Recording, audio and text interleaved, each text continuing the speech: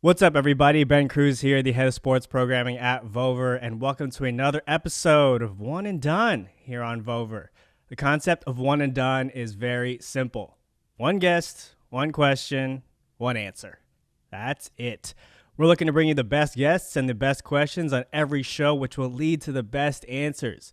If you've got a dope question you've always wanted to ask someone we're having on the show, download the Vover app and drop your questions in the featured questions section. And if we end up using your question, we'll be sure to shout you out here on the show, and there could be a little Vover prize headed your way.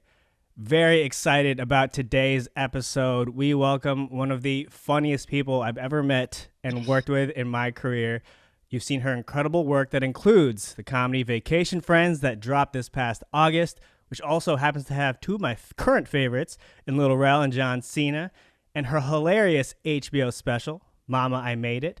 She was the former co-host of a podcast I got to work with her on a few years ago in Ball Girl Magic on the Uninterrupted Podcast Network. Speaking of Uninterrupted, she will be on the brand new episode of The Shop, airing tomorrow night on HBO.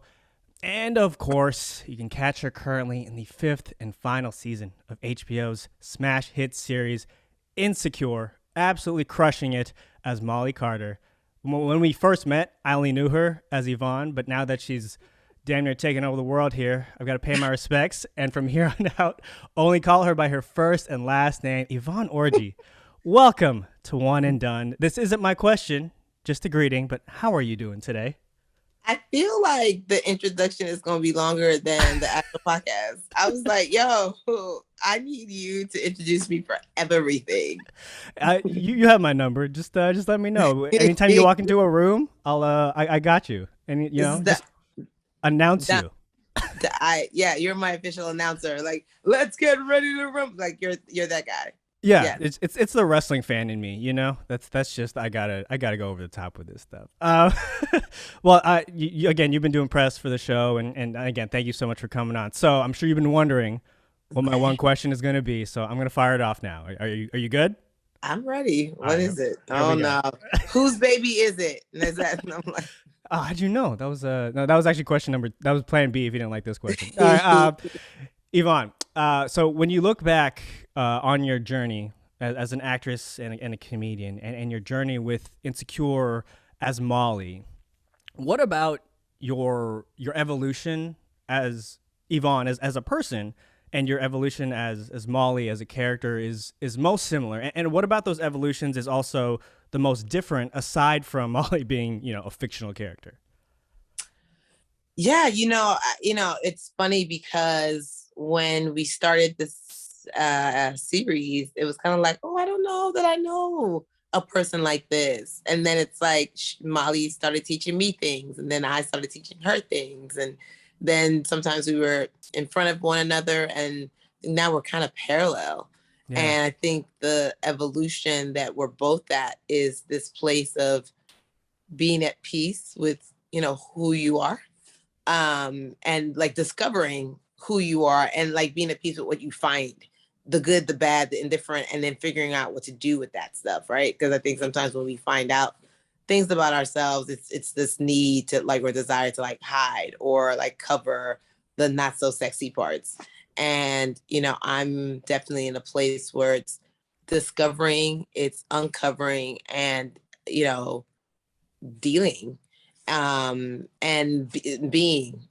It's kind of weird because it's this I'm in a place of being less immigrant. I say like less Nigerian, because we're perfectionists. We always have to be on top. We're always achievers, and I'm just like, I'm tired. I'm tired. Yeah, you know what I mean. Like yes, I do love achieving. I do love succeeding, but almost like at what cost, right? Like I also like enjoying life, and I'm like, but I didn't know I wasn't enjoying life because I thought like my work and my worth were connected. And so I think just as Molly is discovering, maybe she got to chill out in terms of personal stuff and not rushing things.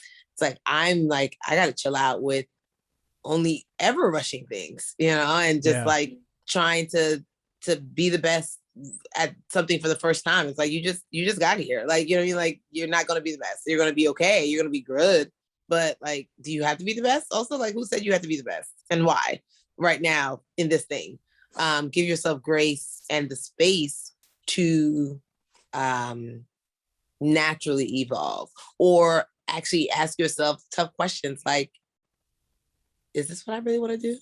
Does this really matter in the grand scheme of things? And I think it's those questions that we often, we didn't see our parents ask of themselves, and so we didn't know that we could ask of ourselves, and they didn't take the space to stop and enjoy. At least my parents did. It was just like always a sacrifice, always a thing that we needed to be done for the greater good of the family or the children or culture, or, people back home.